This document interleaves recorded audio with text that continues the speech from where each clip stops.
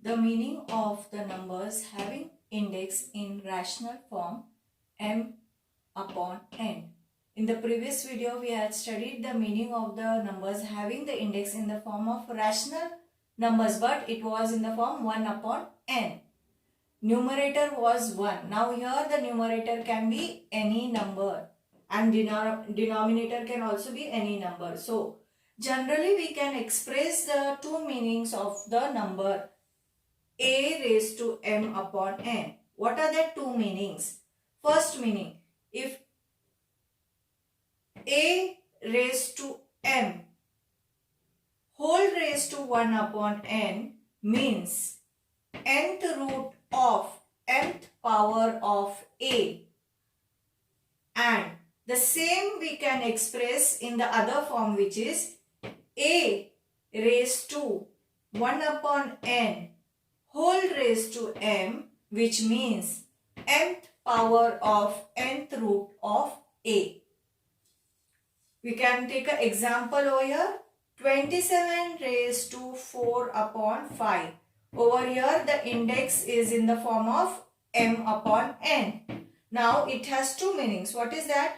It can be 27 raised to 4 whole raised to 1 upon 5, which means fifth root of fourth power of 27. In the same way, 27 raised to 4 upon 5 can also be written as 27 raised to 1 upon 5 whole raised to 4, which means fourth power of fifth root of 27. Students, you copy down this in your book. Now we are going to solve practice set 3.2. Over here your question is complete the following table. They have given you the numbers and they have asked you to write the power of the root and root of the power. Now if you see over here the first number 225 raised to 3 upon 2. The index over here is in the form of m upon n. Correct? And you know that it can have two meanings. If the index is in the form of m upon n, then what are the two meanings? We can write it as nth root of mth power of a or mth power of nth root of a. Now you have to remember, when you are writing this table, you will always remember one thing. N is the number which is given to you, and over here this is the index which is in the rational form. And what is that rational form? It is m upon n. Over here the numerator is the power. P means power and denominator means root. Got it? N means number. This is the index in the rational form, m upon n. M means your power and n means your root. So we will solve we'll complete the table. The first sum, they have already given you the answer. You have to write power of the root. What is the power over here? See, I have told you. In the numerator, whichever number is there, that is the power. So what is the power over here? 3. Cube of square root of 25. The root is 2. And 2, you know that it has a name, specific name. What is that?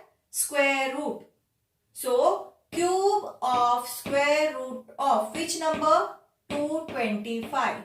Now in the same way, root of the power. Now what is the root over here?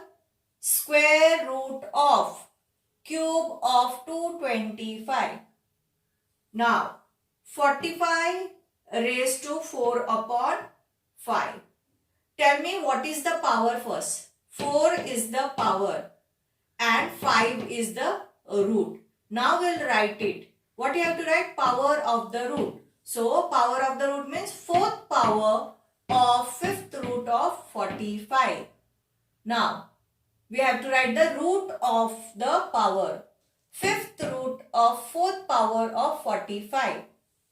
Now next number is 81 raised to 6 upon 7. Now you tell me which is the power over here? 6 is the power. And what is the root over here? 7 is the root. So what we will write over here? 6th power of 7th root of which number? 81. Now 7th root of 6th power of 81. Over here what we have done? We have written the power first and then we have written the root. In the second column we are writing what? The root first and then the power. Now the next sum. 100 raised to 4 upon 10. What is the power over here? 4 is the power and 10 is the root. So we will write the power first. 4th power of 10th root of 100. Now in the second column what they have asked? Root of the power. So what is the root? 10th root of 4th power of 100. Now the last sum. 21 raised to 3 upon 7. What is the power over here? 3 is the power and 7 is the root. So write down cube of, see when we have 3 or 2 we have a special name. 3 means cube and 2 means square. So we write accordingly. So here cube of 7th root of 21. Now we will first write the root and then power. So 7th root of cube of 21. Children, you copy down this table. Hello students, we are going to solve practice set 3.2 second sum. Write the following numbers in the form of rational indices.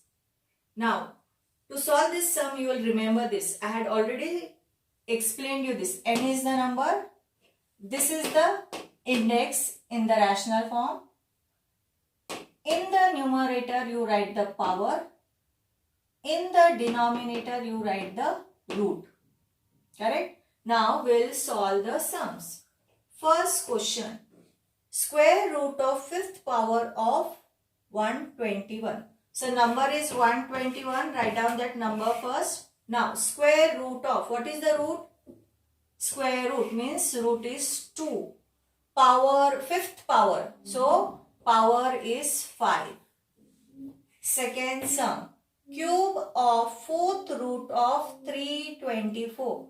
Number over here is 324. Cube of, root over here is 4. 4th root and cube means 3. Now the third question is 5th root of square of 265. So number is 265. 5th root. 5th root means where you write the root? Denominator. 5th root of square. Square means the power is 2. Now the last sum. Cube of cube root of 3. So number you know 3.